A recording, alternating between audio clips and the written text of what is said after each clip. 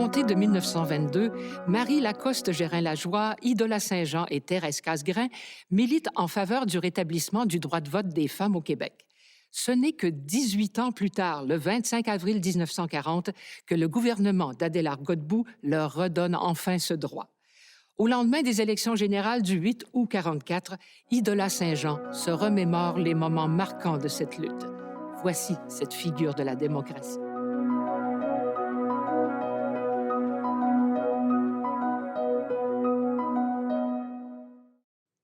Ah, mon Dieu, que c'est décevant pour M. Godbout. Il gagne par le pourcentage des votes et il perd la majorité des comtés. D'où Jésus. Le Bloc populaire aura probablement effrité son électorat. Et plusieurs femmes auront décidé de voter comme leur mari. Revoilà Maurice Duplessis au pouvoir. Une chance qu'Adélard Godbout ait le courage, il y a 4 ans, de nous redonner le droit de vote. À l'époque du Bas-Canada, les femmes propriétaires d'immeubles et certaines locataires votaient. L'acte constitutionnel de 1791 ne faisait pas de distinction de sexe. Mais quelques incidents survenus dans le premier tiers du 19e siècle ont irrité certains leaders politiques. Il est odieux de voir traîner au Hastings des femmes par leur mari, des filles par leur père, souvent contre leur volonté. L'intérêt public, la décence, la modestie du sexe exigent que ces scandales ne se répètent plus. On s'inspirera alors du Reform Act britannique et, en 1849, le gouvernement Lafontaine-Baldwin interdira formellement aux femmes de voter. Après la Confédération, dans tout le Canada, des mouvements féministes voient le jour, particulièrement dans la haute bourgeoisie anglophone et protestante. Au Québec, dès la fin de 1893, apparaît le Montreal Local Council of Women, qui revendique, en plus du droit de vote, l'accès aux facultés universitaires menant aux professions libérales. Une catholique issue de la bonne bourgeoisie francophone en fait partie. C'est Marie Lacoste-Gérin-Lajoie.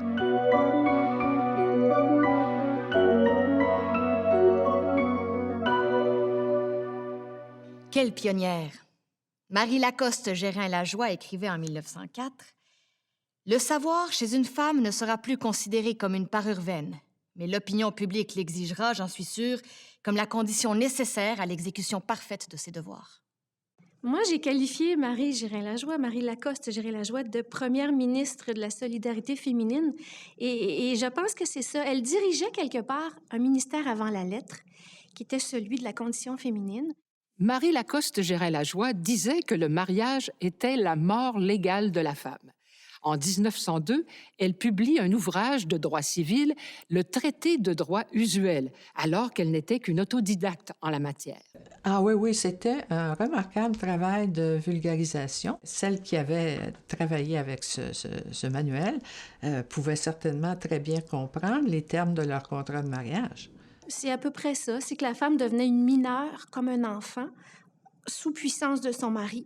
Le salaire, simplement le salaire des femmes qui devaient travailler pour toutes sortes de raisons, ce salaire-là ne leur appartenait pas. En fait, le traité de droit usuel, c'était plus un manuel scolaire, mais elle espérait avec ça entrer dans les écoles féminines, les couvents, et donner des cours, des conférences, que ça devienne presque une matière académique.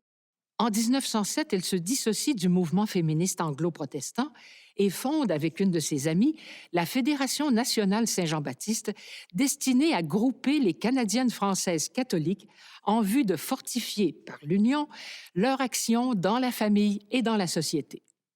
Parce qu'elle se rendait compte que les femmes de l'époque, dans ces milieux industriels, vivaient en quelque sorte un certain esclavage, et elle était bien préoccupée d'assurer le redressement de cette situation. Je pense que Marie, très tôt dans sa vie, a été convaincue d'une chose, c'est que les femmes ne pouvaient pas améliorer leur sort si elles ne le faisaient pas collectivement. Elle était vraiment syndicaliste dans l'âme, comme on dirait aujourd'hui. Au Monument national, Marie avait dit « La faible voix des femmes s'éteint en dehors du foyer. On n'y entend que les voix puissantes, les grandes voix collectives. Le droit de vote permettra aux femmes de prononcer ce mot distinct et sonore que la société doit entendre. » Elle milite pour le droit de vote dans la Montreal Suffrage Association fondée en 1913. Avec d'autres groupes, elles obtiendront en 1918, pour toutes les Canadiennes, le droit de vote et d'éligibilité aux élections fédérales. Pour ce qui concerne les législatures provinciales, 4 ans plus tard, en 1922, il n'y avait que le Québec qui faisait toujours exception, puisque les autres provinces avaient donné ce droit aux femmes. Au sein de sa fédération Saint-Jean-Baptiste, Marie a créé le Comité provincial pour le suffrage féminin. On y retrouvait des militantes francophones et anglophones. Elle disait « Il faut canaliser les activités féminines et les coordonner en vue du service de la patrie. » Les premières femmes qui ont milité pour les droits des femmes étaient généralement des femmes qui appartenaient à la bourgeoisie. Et c'est pas un hasard parce que les femmes de ce milieu-là avaient de grands avantages. Elles avaient les contacts et elles avaient le temps parce qu'elles avaient des domestiques qui pouvaient s'occuper de leurs enfants. Mais si on regarde, toutes les révolutions ont été faites par des bourgeoisies. J'avais un professeur d'histoire qui disait « Quand il faut se demander si on va pouvoir acheter du pain, on n'a pas le temps de dire grand-chose. »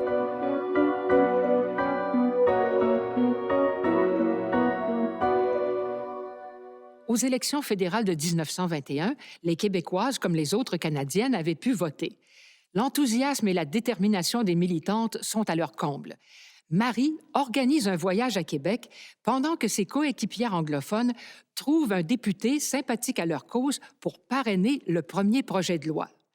Au moins 400 femmes se présentent aux portes du Parlement le 9 février 1922. Quand le premier ministre, Louis-Alexandre Taschereau, a constaté à quel point nous étions nombreuses, il a fait aménager d'urgence le café du Parlement en salle d'assemblée. Plusieurs députés s'y étaient rendus. Et M. Taschereau a étouffé nos espoirs. Si jamais les femmes du Québec obtiennent le droit de vote, ce n'est pas moi qui le leur aurai donné. Je ne voudrais pas faire descendre la femme d'un seul degré du trône où nous l'avions élevée. Nous avons pris la parole toutes les 3 ce jour-là. Et j'ai dit, en réclamant le suffrage, les femmes ne veulent pas se masculiniser, mais faire rayonner les qualités féminines sur la politique. À cette époque, à part de rares exceptions chez les élus francophones, c'étaient les députés anglophones qui appuyaient les femmes. Henry Miles, de Montréal-Saint-Laurent, a présenté le tout premier projet, le Bill 145, le 8 mars 1922. Dès le départ, le projet de loi est mal accueilli. C'est-à-dire qu'on présente une première lecture, on entend des cris parmi les parlementaires en disant « drop, drop » pour que le projet de loi ne soit pas étudié du tout.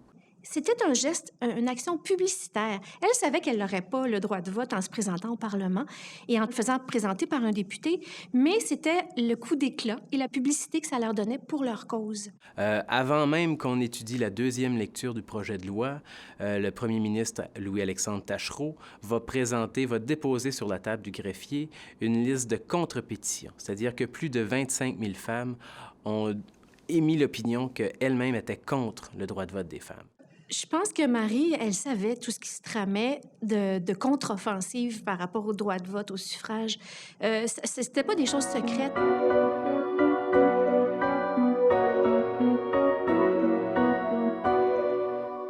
C'était la grande époque, évidemment, de la domination du cléricalisme au Québec, hein, parce que toutes nos institutions étaient sous le contrôle de l'Église, les institutions d'enseignement, de santé, les œuvres sociales et tout.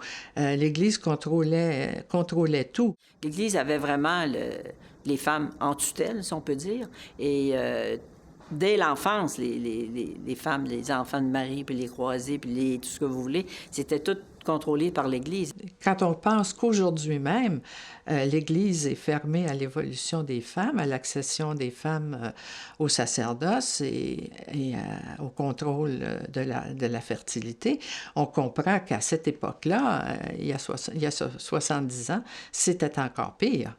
Mais Marie s'est bien rendu compte très vite que la grosse opposition à vaincre, c'était l'épiscopat, c'était les évêques du Québec. Et donc, elle s'est dit, le meilleur moyen pour dépasser cette opposition-là, c'est d'aller chercher l'opinion de leur patron, c'est-à-dire le pape lui-même. Et ça a donné qu'en 1922, il y avait un congrès international des ligues féminines à Rome. Mais ce qu'elle savait, mais elle ne s'imaginait pas comment ça se déroulerait, c'est qu'il y avait Henri Bourassa sur les lieux. Et Henri Bourassa était un intime de certains organisateurs du Congrès. Henri Bourassa a toujours été contre le droit de vote des femmes à tous les niveaux. Trempé à la rigueur du clergé québécois, sa plume a toujours été acerbe. Les Canadiennes françaises risquent de devenir des femmes publiques.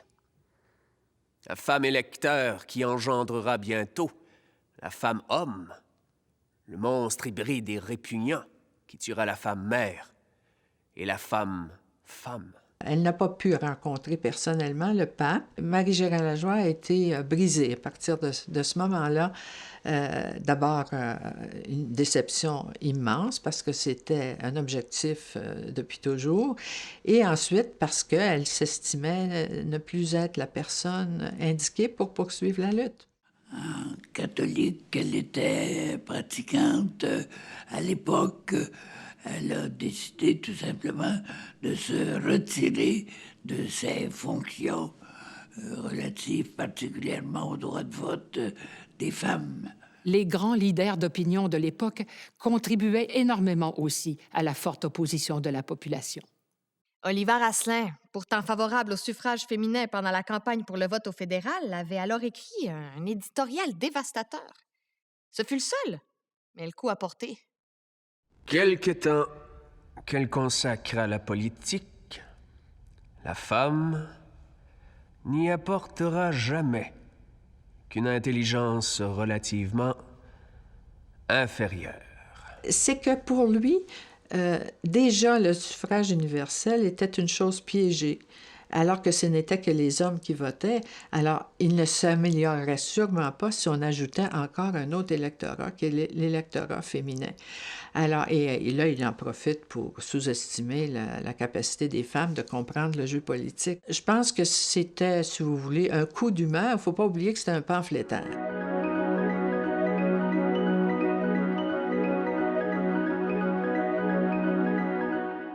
Durant 5 ans, une sorte de morosité s'emparera du mouvement féministe.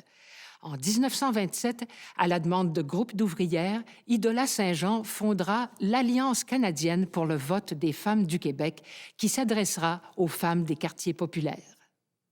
Nous voulions ainsi prendre nos distances avec l'Église catholique. Thérèse Casgrain a d'ailleurs fait la même chose avec un mouvement qu'elle a appelé la Ligue des droits de la femme. Par la suite, nos deux mouvements ont uni leurs efforts. L'intuition marquante de Thérèse Casgrain d'Idola Saint-Jean, ça a été de s'apercevoir que si elle demeurait un mouvement catholique, il n'y aurait rien à faire parce qu'elle se heurterait toujours à la résistance du clergé. Alors, à ce moment-là, elles ont décidé de devenir un mouvement laïque.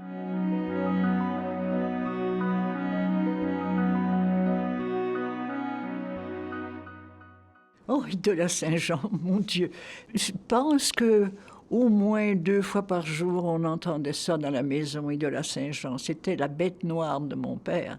Parce que mon père, quand il a vu que les femmes voulaient voter, et puis qu'ils voulaient travailler, puis, il était furieux du matin jusqu'au soir. Idola Saint-Jean était assez particulière par beaucoup de choses. Elle était d'abord perdu ses parents très jeunes, donc elle s'est débrouillée dans la vie, elle a gagné sa vie quand elle était célibataire et elle militait pour les droits politiques. Donc c'était un portrait pour l'époque assez qui prêtait à controverse, si on peut dire. Étrangement, Idola Saint-Jean demeure la moins connue des 3 figures de proue du mouvement féministe des années 20 à 40. Pourtant, elle exerce un grand leadership et elle est très dévouée pour les causes suffragistes et ouvrières. Amie du poète Émile Nelligan, elle fréquente les milieux littéraires et théâtrales. Elle est comédienne, elle donne des récitals de poésie très courus et les critiques d'art dramatique sont élogieux. La qualité de la langue française l'a toujours beaucoup préoccupée. Elle donne des cours de diction au Monument national et sera professeure au département d'études françaises de l'Université McGill. Elle parlait 3 langues, français, anglais, italien. Et quand on lit ses textes en anglais, c'est très beau, c'est très bien écrit, même en anglais. Donc, elle était très cultivée. Mais moi, ce qui m'a frappé chez Idola Saint-Jean, c'est sa logique. Au début de l'année 1928, j'avais publié un texte, L'aristocratie des sexes, dans le journal Le Monde ouvrier. J'en étais très fière. Il avait eu de l'effet.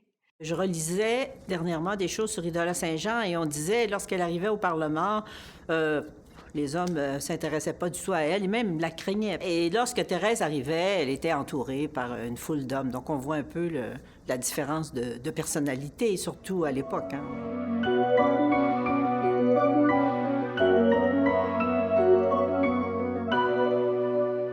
Et puis j'ai eu le plaisir de travailler avec Thérèse Casgrain. Et Thérèse Casgrain était une femme très, très spéciale parce qu'elle était très engagée, très vivante, très au courant de tout ce qui se passait dans le monde et à la fois une bourgeoise complète. Son père est Rodolphe Forgette, qui était un homme d'affaires dans le domaine de la finance, des transports, de l'énergie. C'était un des rares Canadiens français qui a réussi à appartenir à l'élite financière de Montréal. Mais son éveil politique a été lorsqu'elle a fait campagne auprès de son mari, parce que son père a été député de Charlevoix, et c'est son mari, Pierre Casgrain, qui a succédé comme député de Charlevoix. Étant elle-même une mère, elle pouvait défendre le fait que de voter, même de se présenter à un poste politique, n'était pas incompatible avec le rôle de mère. Elle avait de l'humour, Thérèse. Je l'ai entendu dire à la radio. S'il était vrai que la femme était faite pour le foyer, il ne fallait pas en conclure qu'elle devait être attachée comme la chèvre au piquet. Pour elle, la femme moderne, la vraie, était consciente de ses devoirs sociaux. Celle-ci était plus active et s'intéressait à la politique. Thérèse ajoutait que l'État qui ne s'appuie que sur un seul sexe s'appauvrit et que la démocratie ne doit pas être exclusivement du domaine du masculin. Elle était pour ça le droit de vote, puis dans son milieu, et son mari aussi, bon, tout ça. Mais elle savait bien que des gens très bien et très intelligents, n'ayant pas été élevés dans ce milieu-là, étaient contre. Elle était vraiment... elle était courageuse, hein, elle était courageuse.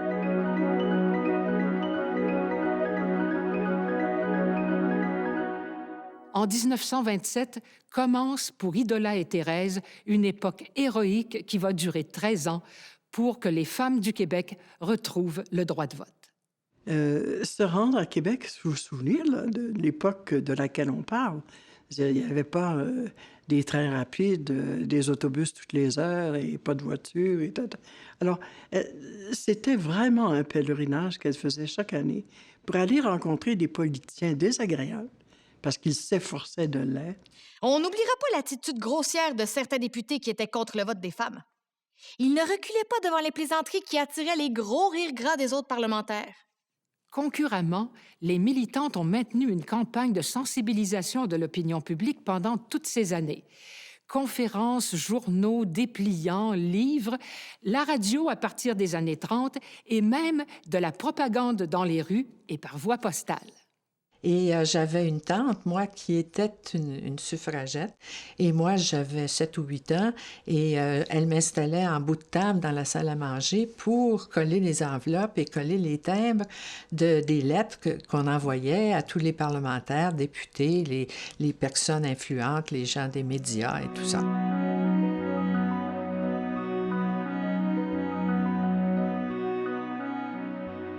Le projet de loi sur le vote des femmes va être étudié à l'Assemblée législative à 14 reprises. Et à 8 reprises, on va ordonner que la deuxième lecture soit reportée à 6 mois, ce qui pourrait faire mourir le bill au feuilleton, comme on disait à l'époque. Monsieur l'orateur, une telle loi va détruire les foyers de notre province.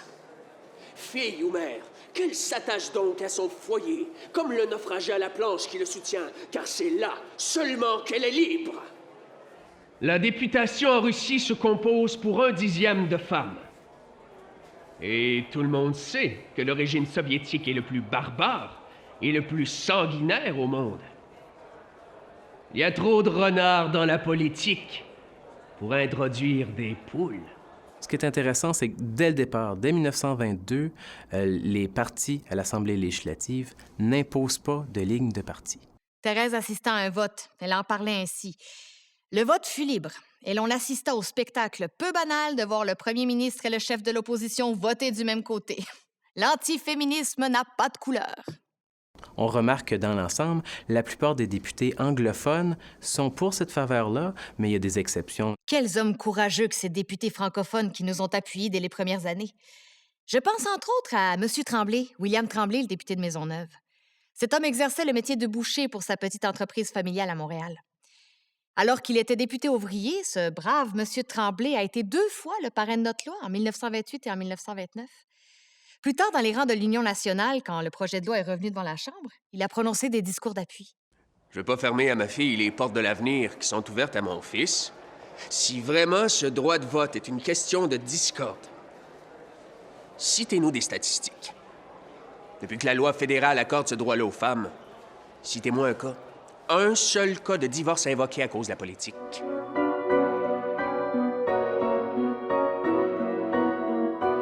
Ah, mon cher Irénée. Irénée Vautrin a pris ma relève après 1929 pour soutenir la cause des femmes. Il a présenté notre projet 2 fois, en 1930 et en 1931. Et il disait, pour appuyer son bill, « L'institutrice qui consacre sa vie à l'éducation des jeunes n'est pas digne de voter, alors que celui qui balaie le plancher de l'école a le droit de voter? » C'est pas logique. Il faut que la femme reste au foyer, est-ce qu'on dit? Alors qu'on défende à la femme d'être institutrice, puisque pour l'être, elle doit quitter le foyer. En 1935, il y a une élection qui amène l'Action libérale nationale à former une solide opposition en compagnie du Parti conservateur. Louis-Alexandre Taschereau décide d'imposer la ligne de parti, ce qui fait que le parrain libéral qui avait parrainé le droit de vote des femmes à la session de 1935 doit voter contre le suffrage des femmes en 1936. Les arguments qu'on y entendait n'étaient pas toujours cohérents. Un député pouvait dire que nombre de femmes gèrent des biens considérables, souvent des fortunes. D'autres sont à la tête de vastes entreprises. A-t-on jamais songé à exempter les femmes de payer les taxes? Pour rester logique, nous devons leur donner le droit de vote. 1 an plus tard, le même député soutenait le contraire. Je comprends pas qu'un homme soit contre le droit de vote de sa femme. C'est toujours bien que un vote, hein? Sa femme a fait un vote, elle ne changera pas le monde, hein? On se disait que si on accordait le droit de vote seulement aux hommes de génie, très peu le mériteraient. Quant à l'argument qui voulait que le droit de vote des femmes trouble la paix des ménages, on le trouvait fallacieux. Si un couple ne se chicane qu'une fois tous les 4 ans, c'est pas grave.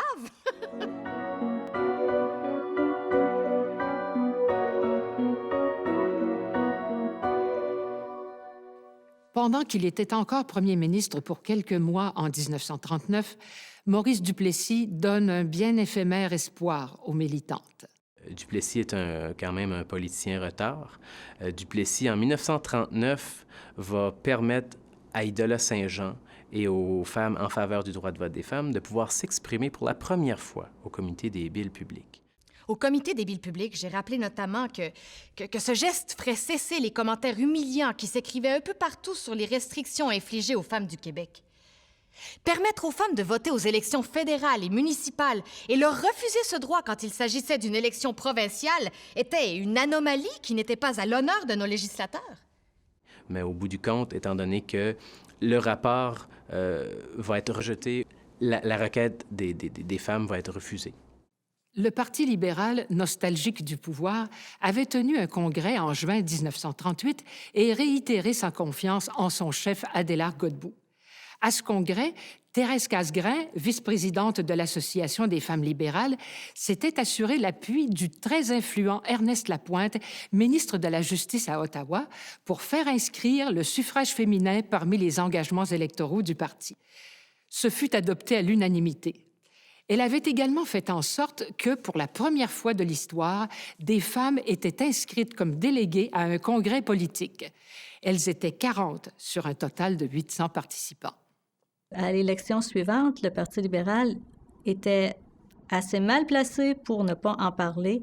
Et d'ailleurs, Adélard Godbout en avait fait une promesse électorale. Dans le discours du trône de 1940, c'est inscrit son intention de présenter un projet de loi qui accordait le droit de vote aux femmes. Il y a encore dans cette province des hommes qui n'ont qu'une seule parole. Quand j'ai donné la mienne, je la tiens. Le discours du trône a eu lieu le 20 février 1940. La réaction du clergé a été immédiate et vive. Nous ne sommes pas favorables au suffrage féminin. Il va à l'encontre de l'unité et de la hiérarchie familiale. Son exercice expose la femme à toutes les passions et à toutes les aventures de l'électoralisme. Il nous apparaît que la très grande majorité des femmes de la province ne le désire pas. Nous croyons exprimer ici le sentiment commun des évêques de la province. Ma mère, comme toutes les femmes du temps, était beaucoup influencée par l'Église. Et il faut se rappeler que le cardinal Villeneuve était contre. Le cardinal Villeneuve, il était important à Québec. Alors pour elle, c'était comme un cas de conscience, je pense.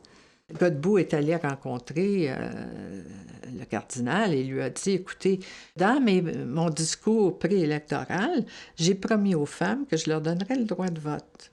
Et l'Église s'y oppose. Donc, je n'ai aucune autre alternative que de démissionner et de confier le pouvoir à mon vice-premier ministre, qui est Télesphore Damien Bouchard. Et Télesphore Damien Bouchard, c'était un anticlérical ouvert et militant.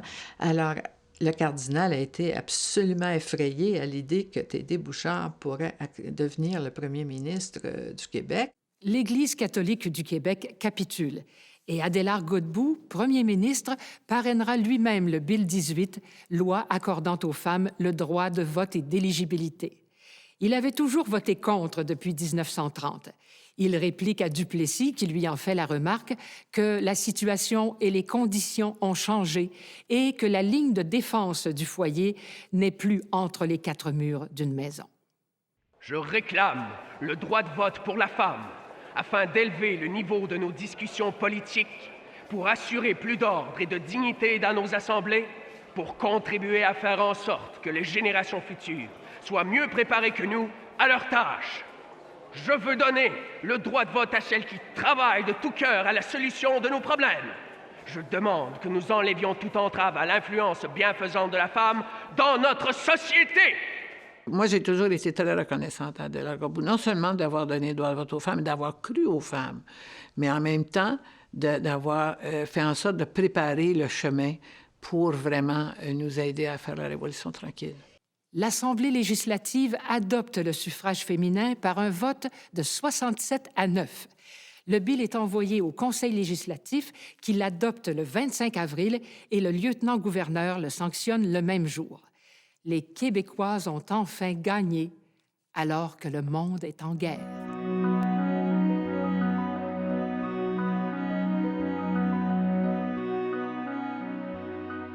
Enfin, on nous fait justice, on y va. Mais j'en connaissais qui ne voulaient pas y aller, ça les dérangeait, puis bon, moi je suis allée de bonne heure le matin, avant d'aller travailler. Je pense que la première fois que j'ai voté, c'était encore... Duplessis était encore là, se présentait encore. J'étais contente de pouvoir participer, là. Au lendemain de l'adoption du Bill 18, beaucoup de femmes poussèrent un soupir de soulagement. Pour nous, qui avions milité en faveur du droit de vote des femmes au provincial, ce 25 avril 1940 était un grand jour. Mais le véritable travail ne faisait que commencer. Le vote est un moyen et pas une fin.